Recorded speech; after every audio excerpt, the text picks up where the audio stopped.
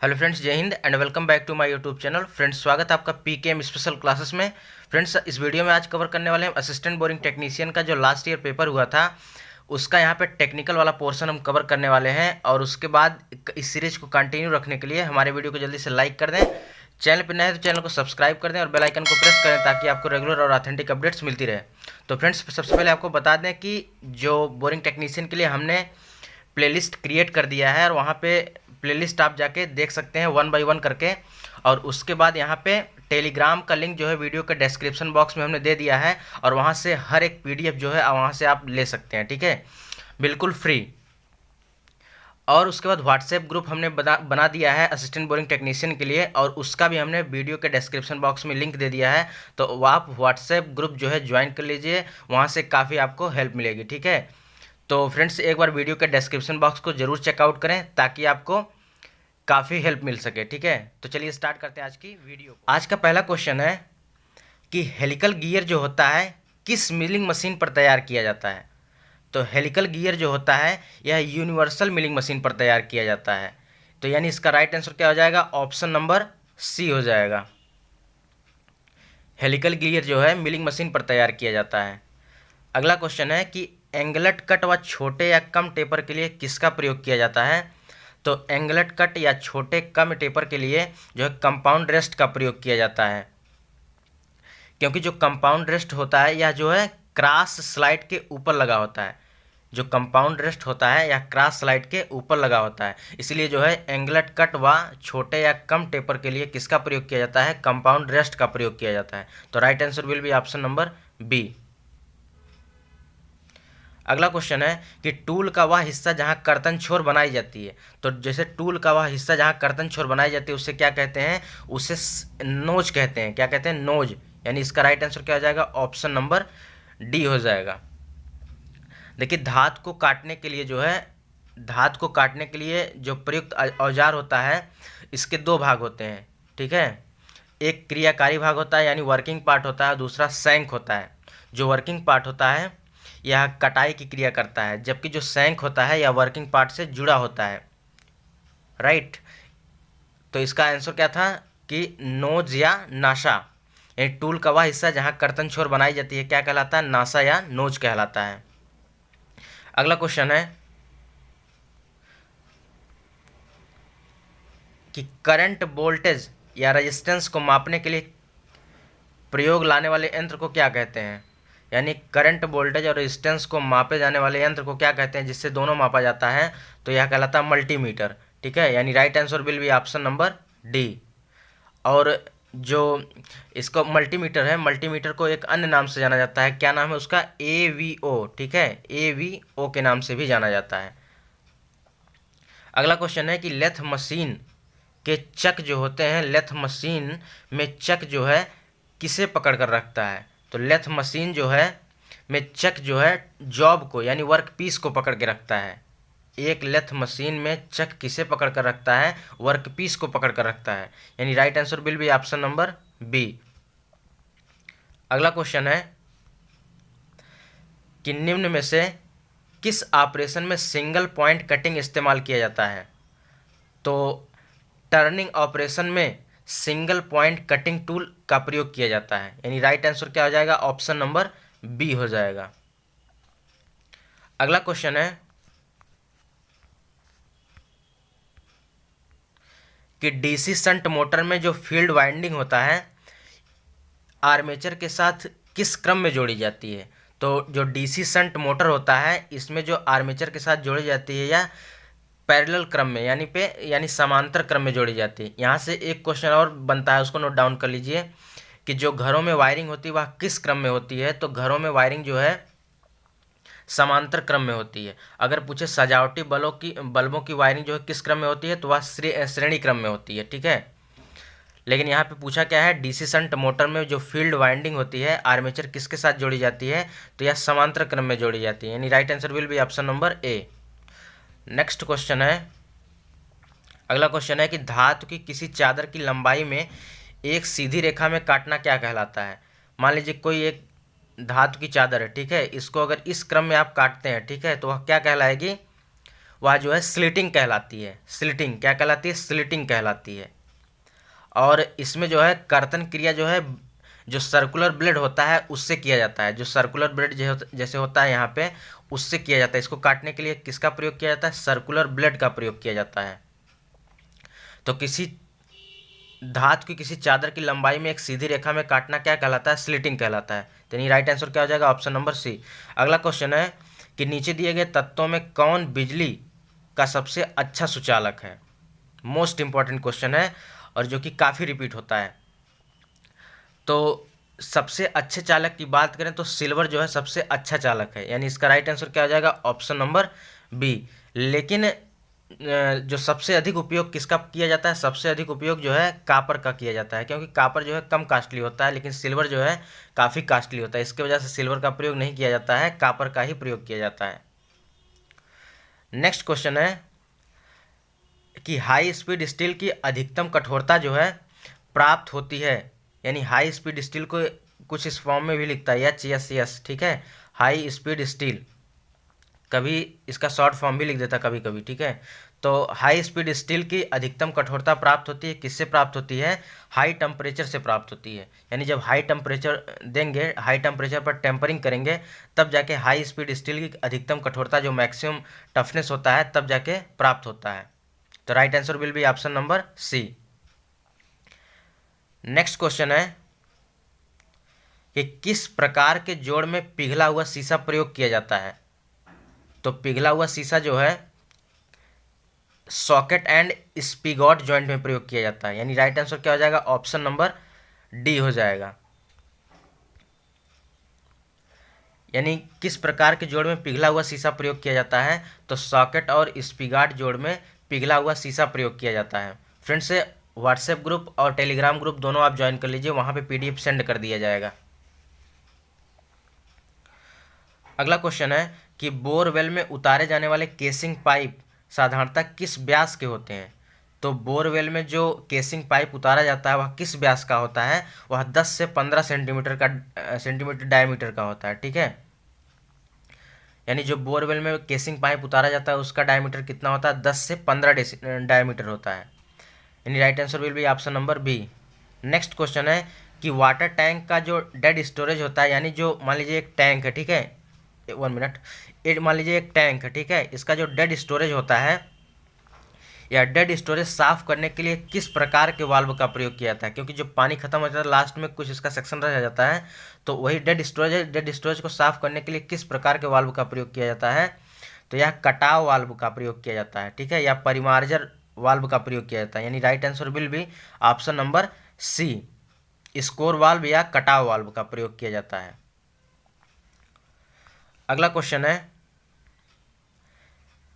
कि दांतों के अच्छे विकास के लिए पानी में फ्लोरीन की मात्रा जो है स्वीकार की गई है, यानी फॉर गुड, जो मतलब कि होता है कि दांतों के अच्छे विकास के लिए पानी में फ्लोरीन की अधिकतम मात्रा स्वीकार की गई, कितने की गई है? तो 0.5 से 1 ppm की गई है, ठीक है, यानी 0.5 से 1 ppm जो है फ्लोरीन की मात्रा होनी चाहिए, ठीक है, तब जाके हमारे जो दांत हैं उनके लिए अच्छा होगा। बात करें यहाँ ppm की बात, तो ppm का जो फुल फॉर्म होता है कई बार पूछा है, पार्ट्स पर मिलियन होता है। ppm का फुल फॉर्म जो होता है पार्ट्स पर मिलियन होता है। अगला क्वेश्चन है कि किस व्यास के पाइप साधारणतः हस्त उपकरणों के से ठंडी अवस्था में मोड़े जाते हैं? तो जो 30 से 40 mm के पाइप होते हैं वह हाथों से ठंडी अवस्था में मोड़े जाते हैं, यानी right answer will be option number B हो जाएगा। और जो विभिन्न प्रकार के जो पाइप होते हैं, ठीक है, यानी किसी भी प्रकार के पाइप को विभिन्न कोणों पर मोड़ने के लिए, डिफरेंट टाइप के एंगल पर मोड़ने के लिए उसे किस मशीन द्वारा मोड़ा जाता है? तो बंकन मशीन के द्वारा, यानी बेंडिंग मशीन के द्वारा उसे मोड़ा जाता है। अगला क्वेश्चन है कि यह किसका सिंबल है, ठीक है, इस टाइप का क्वेश्चन हमेशा पूछा जाता है, यह सिंबल दे देगा और पूछेगा यह किसका सिंबल है। तो यह जो सिंबल होता है यह ड्रेन वाल्व का होता है, यानी right answer will be option number D हो जाएगा, ठीक है। आइए देख लेते हैं इसका जो शॉर्ट व्यू है कि मतलब यहाँ से जो पूछे जाने वाले क्वेश्चन है। कुछ सिंबल है, देख लेते हैं। जैसे यहाँ पे गेट वाल्व दिया, ठीक है, यहाँ पे गेट वाल्व का सिंबल क्या है, इस प्रकार डमरू के आकार का होना चाहिए। एक आप ट्रिक से भी कवर कर सकते हैं ताकि भूले ना, क्योंकि ट्रेड को ऐसे पढ़िए ताकि लगे ही ना कि हम ट्रेड पढ़ रहे हैं, ठीक है। ट्रेड को एंजॉय के साथ पढ़िए और उसके बाद ऐसा लगे कि एकदम सिंपल वे में पढ़ रहे हैं, और उसके बाद जीके की तरह, ठीक है। जैसे जीके आप रेगुलर बेस पे पढ़ते हैं उसी प्रकार ट्रेड को भी आप देखिए। तो जो गेट वाल्व, ठीक है, एक गेट वाल्व का सिंबल है, एक ग्लोब वाल्व का सिंबल है, और उसके बाद ड्रेन वाल्व का। अब उसके बाद कन्फ्यूजन ना, उसके लिए क्या करेंगे, अब देखिए गेट वाल्व, मान लीजिए कोई मंक है यानी भिक्षु है, ठीक है, आपके गेट पर आता है तो क्या बजाता है, डमरू बजाता है। क्या बजाता है, डमरू। तो यह डमरू के आकार का है, ठीक है। डम्बल के आकार का जो सिंबल है वह गेट वाल्व का है, यानी कोई भिक्षु आता है आपके गेट पर तो आप उसके बाद वो क्या बजाता है, डमरू बजाता है। तो डमरू वाला सिंबल गेट वाल्व का हो गया, गेट पर आता है डमरू बजाता है। और उसके बाद फिर क्या करता है, आप भिक्षा देते हैं या तो फिर डांट देते हैं, तो यहाँ अगर बीच में डांट लग जाएगा, तो अगर डांट लग जाएगा तो क्या हो जाएगा, यह ग्लोब वाल्व का हो जाएगा, ठीक है। तो डांटेंगे, कहेंगे गो, गो फॉर ग्लोब, और उसके बाद अगर यहाँ डमरू पे डांट लग जाएगा तो ग्लोब हो जाएगा। और उसके बाद यहाँ पे देखिए सिंबल अगर यहाँ पे ऐसे ड्रा कर दें तो यह ड्रेन वाल्व का हो जाएगा, ठीक है। तो कुछ इस प्रकार से आप देख सकते हैं, नहीं तो बाकी तो याद करने के लिए याद करिए फिर भूल जाएगा, ठीक है। थोड़ा ट्रिक से आप कवर करेंगे तो नहीं भूलेगा। अगला क्वेश्चन है कि उस पंप का क्या नाम है जिसमें पिस्टन एकांतर में पानी सिलेंडर में खींचता है एवं जो बल से आगे ढकेलता है। यानी उस पंप का क्या नाम होता है जिसमें पिस्टन एकांतर में पानी सिलेंडर में खींचता है एवं बल से आगे ढकेलता है। तो यह होता है रेसिप्रोकेटिंग पंप होता है, यानी व्युत्क्रम पंप होता है। यानी राइट आंसर क्या हो जाएगा, ऑप्शन नंबर डी। अगला क्वेश्चन है,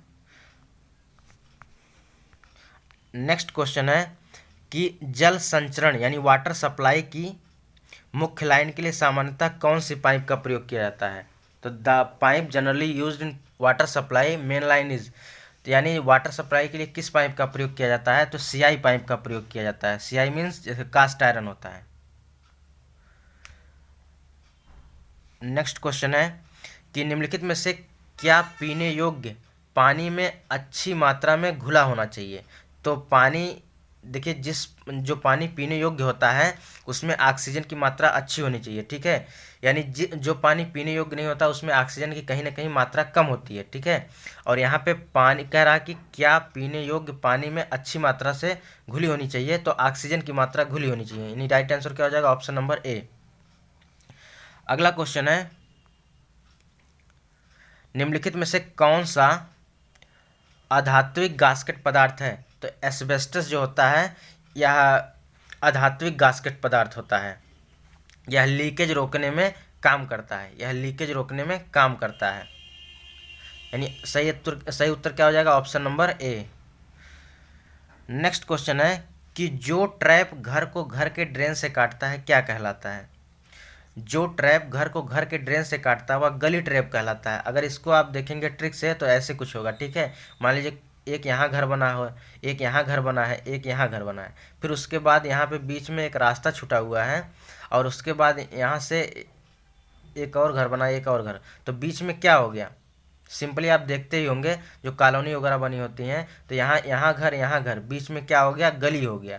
तो यहाँ गली ट्रैप यानी घर को घर से काटने वाला ड्रेन क्या कहलाता है, गली ट्रैप कहलाता है। तो ये ऐसे याद कर सकते हैं, बाकी तो उस तरह से भूल जाएगा, नहीं बाकी ट्रिक से याद करेंगे तो नहीं भूलेगा। तो जैसे ही क्वेश्चन आएगा आपके माइंड तुरंत क्लिक कर जाएगा कि घर को घर से काटता है, तो यानी दोनों तरफ घर रहेगा, बीच में रास्ता रहेगा, तो क्या बन जाएगा, गली बन जाएगा, ठीक है। तो घर को घर से काटने वाला ड्रेन क्या कहलाता है, गली ट्रैप कहलाता है। चलते हैं नेक्स्ट क्वेश्चन पे। नेक्स्ट है कि टैंक के टेल यानी जो टैंक होता है, टैंक के तल में एकत्रित ठोस पदार्थ या अर्ध ठोस पदार्थ को क्या कहते हैं। तो इसके पदार्थ को क्या कहते हैं, स्लज कहते हैं, स्लज, ठीक है। यानी सही उत्तर क्या हो जाएगा, ऑप्शन नंबर सी हो जाएगा। अगला क्वेश्चन है फ्रेंड्स, यहाँ पे हमने आंसर को हाइड कर दिया है। नेक्स्ट क्वेश्चन है कि निम्नलिखित में से कौन सी फिटिंग दो वाल्व यानी जो कौन सी फिटिंग है जो दो ब्रांच लाइनों को एक सीधी लाइन से एक ही स्थान पर जोड़ने का काम करती है? तो जो क्रॉस टी होता है वह एक ही स्थान पर दो लाइनों को जोड़ने का काम करती है, यानी राइट आंसर क्या हो जाएगा? ऑप्शन नंबर सी हो जाएगा। अगला क्वेश्चन है, मिलिंग ऑपरेशन में फीड रेट को दर्शाया जाता है। जो मिलिंग ऑपरेशन होता है उसमें फीड रेट को कैसे दर्शाया जाता है? जैसे बल का मात्रक न्यूटन होता है, ठीक है, तो उसी प्रकार से जो मिलिंग मशीन होती है यानी मिलिंग ऑपरेशन होता है उसमें फीड रेट को कैसे दर्शाया जाता है? तो मिलीमीटर पर टूथ से दर्शाया जाता है, मिलीमीटर पर दांत से दर्शाया जाता है। अगला क्वेश्चन है कि 20 mm व्यास तक के लौह पाइप को मोड़ने के लिए सामान्यतः मोड़ त्रिज्या क्या ली जानी चाहिए? तो यदि 20 mm का पाइप यदि आप लोहे की पाइप को मोड़ते हैं तो त्रिज्या क्या ली जानी चाहिए? रेडियस क्या होनी चाहिए? तो पाइप का जो बाह्य व्यास होता है उसका दोगुना लेना चाहिए, ठीक है, जो पाइप का बाह्य व्यास होता है उसकी दोगुनी त्रिज्या लेनी चाहिए, ठीक है, यानी सही उत्तर क्या हो जाएगा? ऑप्शन नंबर ए। अगला क्वेश्चन है कि लौह पाइप को 30 डिग्री सेल्सियस पर यानी लौह पाइप को 30 डिग्री पर मोड़ने के लिए पाइप को कितनी लंबाई तक गर्म की जाती है? तो यदि कोई लोहे की पाइप है उसको 30 डिग्री पर टर्न करना है तो बेंड करना है तो पाइप को कितनी लंबाई तक गर्म करना पड़ता है? तो यह दो गुनी लंबाई तक गर्म करना पड़ता है, ठीक है, 2 गुनी लंबाई तक गर्म करना पड़ता है, यानी राइट आंसर क्या हो जाएगा? ऑप्शन नंबर ए हो जाएगा। यहाँ से एक आप पॉइंट नोट कर लीजिए, चाहे तो आप नोट्स बना सकते हैं। यदि यहाँ पे दिया रहता है जैसे सपोज दैट यहाँ पे 30 डिग्री के लिए 2 गुना पाइप, ठीक है, अगर यहाँ पे दे देता 45 डिग्री तो यहाँ पे 3 गुना हो जाता, ठीक है, और उसके बाद यहाँ पे अगर 60 रहता 60 डिग्री पे अगर मोड़ना रहता तो उसके बाद 4 गुना, ठीक है, और यहाँ पे अगर 90 डिग्री रहता तो आपको 6 गुना व्यास तक को मोड़ना पड़ता, ठीक है, यानी अगर 30 डिग्री देगा 2 गुने व्यास पर, 45 डिग्री देगा 3 गुने व्यास पर, और 60 डिग्री देगा तो 4 गुने व्यास पर, और 90 डिग्री देगा तो 6 गुने व्यास पर पाइप को मोड़ना पड़ेगा, लंबाई तक गर्म करना पड़ेगा, तब जाके पाइप मुड़ेगी। अगला क्वेश्चन है कि किसी वर्कपीस के दो साइडों को एक साथ मिलिंग करने के वाले ऑपरेशन क्या कहलाते हैं? तो जो होता है किसी वर्कपीस की दो साइडों को एक साथ मिलिंग करने वाले ऑपरेशन जो होते हैं स्ट्रेडल मिलिंग कहलाते हैं। क्या कहलाते हैं? स्ट्रेडल मिलिंग कहलाते हैं, यानी right answer will be option number D.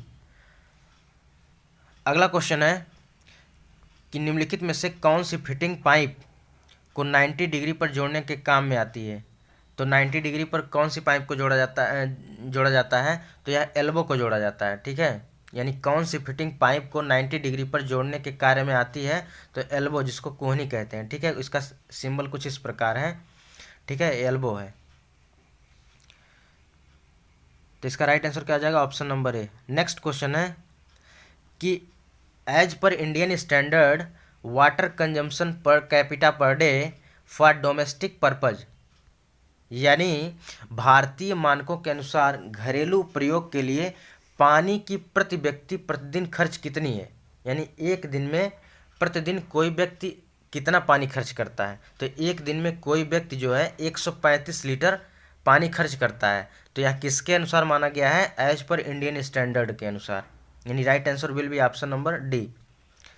अगला क्वेश्चन है और लास्ट क्वेश्चन है, क्योंकि लास्ट ईयर जो बोरिंग टेक्नीशियन का पेपर हुआ था उसमें 30 क्वेश्चन ही टेट से आया हुआ था, लेकिन इस बार जो जनवरी 2022 में पेपर होने वाला है उसमें बोरिंग टेक्नीशियन में ट्रेड से 60 क्वेश्चन आने वाले हैं। तो लास्ट क्वेश्चन है, कंपाउंड वेल में दो अलग व्यास के पाइपों को जोड़ने वाले टुकड़े को क्या कहते हैं? कंपाउंड वेल में दो अलग व्यास के पाइपों को जोड़ने वाले टुकड़े को क्या कहते हैं? तो इसको कहते हैं बेल सॉकेट कहते हैं, यानी right answer will be option number B हो जाएगा। तो फ्रेंड्स यहाँ से हमने कवर किया सहायक बोरिंग टेक्नीशियन का जो प्रीवियस ईयर में पेपर हुआ था, इसमें टेक्निकल पार्ट हमने कवर किया और इसके पहले हमने जीके सेक्शन को कवर कर लिया है। ठीक है, तो फ्रेंड्स यदि वीडियो देख रहे हैं तो वीडियो को जल्दी से लाइक कर दें, चैनल पर नए हैं तो चैनल को सब्सक्राइब कर दें और बेल आइकन को प्रेस करें ताकि आपको रेगुलर और ऑथेंटिक अपडेट्स मिलती रहे। और वीडियो के डिस्क्रिप्शन बॉक्स में हमने टेलीग्राम और वीडियो व्हाट्सएप ग्रुप का लिंक हमने दे दिया है, वहाँ से आप इजीली ज्वाइन हो सकते हैं। ठीक है, तो मिलते हैं एक नए वीडियो के साथ, तब तक के लिए धन्यवाद।